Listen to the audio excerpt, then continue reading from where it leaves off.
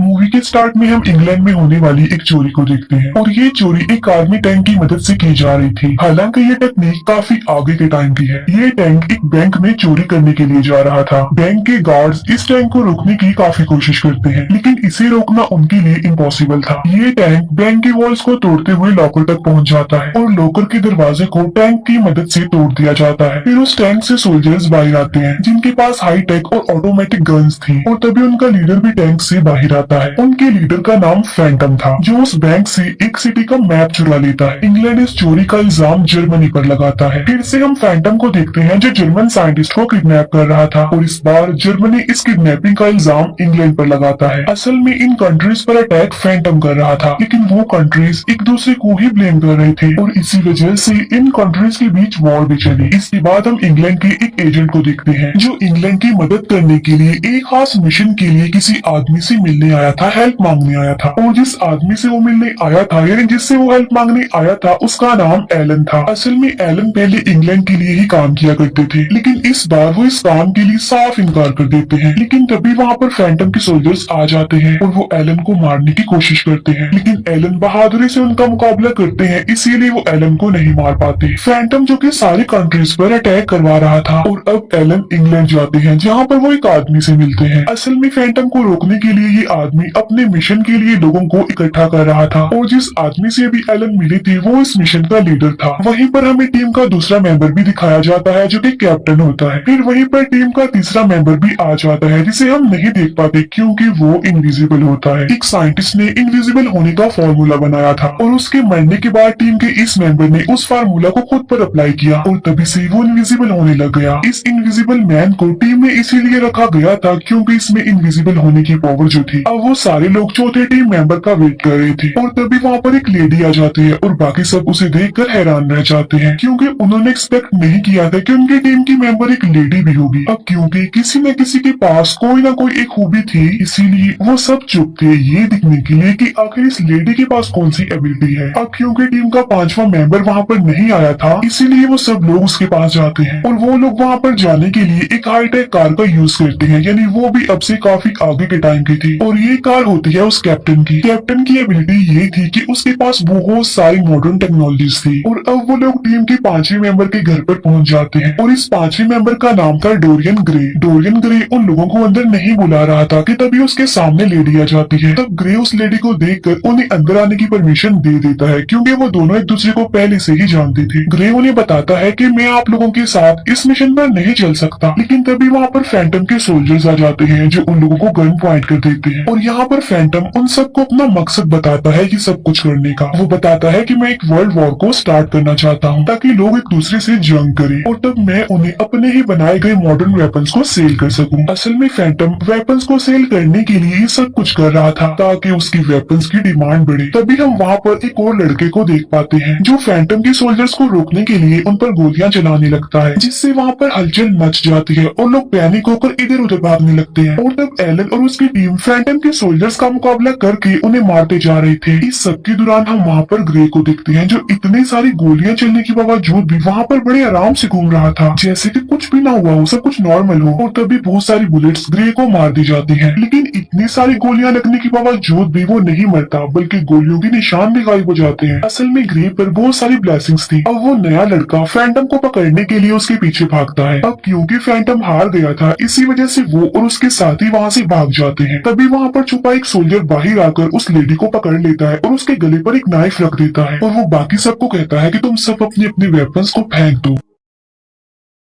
ये सुनकर वो सारे लोग ऐसा ही करते हैं, अपने अपने वेपन्स फेंक देते हैं, लेकिन तभी वो लेडी मुड़कर उस सोल्जर को काट कर उसका खून पीने लगती है और उसे मार डालती है। यहाँ पर हम ये जान पाते हैं कि ये लेडी इंसान की शक्ल में एक वेम्पायर है और वो लोग अब से पहले ये बात नहीं जानते थे कि इस लेडी की एबिलिटी ये है कि वो एक वेम्पायर है और उस लेडी की इस खूबी की वजह से वो सब काफी हैरान होते हैं। फिर एलन उस नए लड़के से पूछता है कि तुम कौन हो और यहाँ पर किस लिए आए हो, जिस पर वो लड़का कहता है कि मैं लंदन से आया एक एजेंट हूँ। एलन अब इस एजेंट को भी अपनी टीम में शामिल कर लेते हैं और अब वो सारे लोग अपनी टीम के आखिरी मेंबर को लेने के लिए जा रहे होते हैं और वो लोग कैप्टन की काफी बड़े और मॉडर्न शिप के थ्रू वहाँ पर जा रहे थे। इसके बाद हम एक मॉन्स्टर जैसे इंसान को देखते हैं जो कि भाग रहा था क्योंकि एलन और वो एजेंट उसे पकड़ने की कोशिश कर रहे थे, क्योंकि ये मॉन्स्टर जैसा इंसान ही उनकी टीम का आखिरी मेंबर था। फिर वो उसे एक जाल में फंसाकर शिप में ले जाते हैं। तब शिप में बैठे बाकी लोग उसे डरने लगते हैं। तभी एलन उस मॉन्स्टर जैसे इंसान के सामने एक डील रखता है कि अगर तुम हमारी मिशन में हमारा साथ दोगे तो हम वापस तुम्हें तुम्हारे घर भिजवा देंगे और तुम पर लगे सारे क्राइम्स के इल्जाम को खत्म भी करवा देंगे। और अब वो मॉन्स्टर जैसा इंसान अपना रूप बदल कर इंसान बन जाता है। असल में उसके पास एक ऐसा फार्मूला था जिसे पीने के बाद वो कुछ टाइम के लिए अपना रूप बदल सकता है। और अब उनकी टीम में 7 लोग हो गए थे, यानी उनकी टीम अब कंप्लीट हो गई थी। और अब उन्हें फैंटम के अगले अटैक को रोकना था, क्योंकि वो जानते थे कि फैंटम अपना अगला अटैक पानी पर बनी एक सिटी पर करेगा और इसी सिटी को डिस्ट्रॉय करने के लिए फैंटम ने मूवी के स्टार्ट में उस सिटी का मैप चुराया था उस बैंक से। इसके बाद एलन और उसकी टीम तेजी से उस सिटी की तरफ बढ़ने लगते हैं। तभी शिप के कैप्टन रूम से थोड़ा सा गन पाउडर मिलता है। फिर हम एलन को देखते हैं जो शिप से एक बॉल को काफी माइल्स दूर फेंक कर निशाना लगाते हैं। एलन इस काम में एक्सपर्ट थे, हालांकि ऐसा करना काफी मुश्किल था। और अब एलन अपने टीम के उस मेंबर यानी एजेंट को ऐसा करने के लिए बोलते हैं। वो उस एजेंट को कुछ माइल दूर गिरी बॉल पर निशाना लगाने के लिए कहते हैं, लेकिन वो एजेंट बगैर कुछ सोचे समझे निशाना लगा देता है, जिससे उसका निशाना छूट जाता है। फिर वो लेडी उस गन पाउडर को चेक कर रही थी जो कि कैप्टन रूम से मिला था और तभी वहाँ पर ग्रे भी आ जाता है। तब वो लेडी उसे बताती है कि ये पाउडर असल में कैमरा की फ्लैश से निकलता है। ऐसा लग रहा है कि जैसे कोई कैप्टन की आइडियाज उनकी साइंस को चुराना चाह रहा है कि वो हाईटेक चीजें कैसे बना लेते हैं। लेकिन ग्रे उस लेडी को बातों में उलझाने की कोशिश करता है ताकि वो इन बातों पर ज्यादा ध्यान ना दे। फिर हम उस मॉन्स्टर जैसे इंसान को देखते हैं जो अपने अंदर के मॉन्स्टर को कंट्रोल करने की कोशिश कर रहा था, लेकिन तभी वो अपने फार्मूला की बोतल्स को चेक करता है, जहाँ पर वो देखता है कि फार्मूला की एक बोतल गायब है। फिर वो मॉन्स्टर जैसा इंसान सबको बताता है कि मेरी फार्मूला की एक बोतल मिसिंग है और मुझे लग रहा है कि वो उस इनविजिबल मैन ने चुराई है और वो इनविजिबल आदमी काफी देर से गायब है और हमें नजर भी नहीं आया। फिर ये लोग उसी सिटी में पहुंचते हैं जो कि पानी के ऊपर था, जहाँ पर फैंटम अटैक करने वाला था। वहाँ पर एक फेस्टिवल चल रहा था, इसीलिए उन्हें जल्द से जल्द फैंटम की लगाई गई बॉम्ब का पता लगवाना था। जैसे ये लोग अपने शिप से नीचे उतरते हैं तो वहाँ पर ब्लास्ट हो जाता है। अब क्योंकि ये सिटी पानी के ऊपर बनाया गया था, इसीलिए एक बिल्डिंग के टूटने की वजह से बाकी सारी बिल्डिंग्स भी टूटने लगती हैं। तब एलन कहते हैं कि अगर हम इस सिटी को बचाना चाहते हैं तो हमें उस बिल्डिंग को तोड़ना चाहिए जो कि टूट रही है, ताकि उसके साथ जुड़ी जितनी भी बिल्डिंग्स हैं वो ना टूट जाए। फिर वो एजेंट कैप्टन की गाड़ी लेकर वहाँ पर आता है। तब एलन ग्रे और वो लेडी उस गाड़ी में बैठ जाते हैं और वो कैप्टन को कहते हैं कि तुम हमारी गाड़ी पर नजर रखना और हमारे इशारा करने पर मिसाइल फायर कर देना, जिससे वो बिल्डिंग टूट जाएगी और बाकी सारा सिटी डिस्ट्रॉय होने से बच जाएगा। और अब वो लोग गाड़ी के जरिए टूटे हुए बिल्डिंग की तरफ बढ़ रहे थे, लेकिन रास्ते में फैंटम के सोल्जर्स उन पर गोलियां चलाने लगते हैं और तब उन्हें रोकने के लिए ग्रे गाड़ी से उतर जाता है और उसके साथ साथ वो लेडी भी गाड़ी से उतर जाती है। यहाँ पर वो लेडी एलन और उस एजेंट के लिए रास्ते को साफ कर रही थी। फिर वो एजेंट टूटी हुई बिल्डिंग के पास पहुंचकर सिग्नल देता है, जिससे वो कैप्टन मिसाइल फायर कर देता है, जिससे वो बिल्डिंग टूट जाती है जो कि पहले से ही टूट रही थी और बाकी सारा शहर बच जाता है। तभी एलन को फैंटम दिखाई देता है, इसीलिए वो उसका पीछा करता है। फिर फैंटम एक अजीब सी जगह पर जाकर छुप जाता है और वो छुपकर ही एलन को कहता है कि मैं तुम्हारे बारे में सब कुछ जानता हूँ। मैं जानता हूँ कि तुमने कैसे अपनी गलती की वजह से अपने ही बेटे को खो दिया। ये सुनकर एलन कहते हैं कि मैं भी तुम्हारे उस जासूस के बारे में जानता हूँ जिसे तुमने हमारी टीम में भेजा था। जिस पर फैंटम कहता है कि तुम क्या समझती हो कि वो इनविजिबल आदमी मेरा जासूस है? बिल्कुल गलत। फिर हमें कैप्टन के शिप का सीन दिखाया जाता है, जहाँ पर ग्रे कैप्टन के साथी पर गोली चला देता है। मतलब वो इनविजिबल आदमी धोखेबाज नहीं था, बल्कि ग्रे धोखेबाज था। इसके बाद एलन अपनी टीम के पास जाते हैं और उन्हें काफी बड़े राज की बात बताते हैं कि जो फैंटम है असल में वो कोई और नहीं बल्कि इसी मिशन के लीडर हैं जिसने हमें यहाँ पर भेजा है। अब उनका सारा मामला और भी ज्यादा कॉम्प्लिकेटेड हो गया था। उनके सभी साथी तो वहाँ पर मौजूद थे, लेकिन ग्रे और वो इनविजिबल आदमी वहाँ पर नहीं थे। तभी कैप्टन का वो साथी जिस पर ग्रे ने गोली चलाई थी वो जख्मी हालत में बाहर आता है और वो सबको बताता है कि धोखेबाज जिसने हमें धोखा दिया है वो कोई और नहीं बल्कि ग्रे है और वो इनविजिबल आदमी नहीं है। ये कहते ही उसकी मौत हो जाती है। तभी उस शिप से एक सबमरीन बाहर आती है और उस सबमरीन में ग्रे बैठा हुआ था जो कि वहाँ से भाग जाता है। फिर बाकी सब लोग भी उस शिप में बैठकर वहाँ से निकल जाते हैं। अब इस बात को समझना उनके लिए काफी डिफिकल्ट हो गया था कि मिशन के जिस लीडर ने उन्हें यहाँ पर भेजा था फैंटम को रोकने के लिए वो ही फैंटम है। और तभी उस शिप से किसी चीज की आवाज आना स्टार्ट हो जाती है। तभी कैप्टन का एक साथी वहाँ पर एक फाइल लेकर आता है और बताता है कि आवाज इसमें से आ रही है। उस फाइल के अंदर एक रिकॉर्डिंग थी जो कि मिशन की लीडर और ग्रे की थी, जिसमें ग्रे कहता है कि अब तो आप लोग जान चुके होंगे कि मैं अपनी कंट्री के लिए लॉयल नहीं हूँ, क्योंकि मिशन की लीडर ने एक खास चीज के बदले मेरी वफादारी को खरीद लिया है। फिर उसी रिकॉर्डिंग में मिशन का लीडर बोलता है कि अब तक आप लोगों के साथ जो कुछ भी हो रहा था वो सिर्फ एक धोखा था, और आप लोगों को इस मिशन में इसीलिए लगाया, काम में इसीलिए उलझा कर रखा ताकि हम लोग अपनी मंजिल पर पहुंच जाएं, क्योंकि मैं आने वाले टाइम में एक यूनिक किस्म का वेपन लाने वाला हूं, और वो वेपन आप सब लोगों की पावर्स और एबिलिटीज को मिलाकर बनाया गया है। और ग्रे यहाँ पर इसीलिए आया था ताकि वो उन सबकी पावर्स और एबिलिटीज को इकट्ठा कर सके,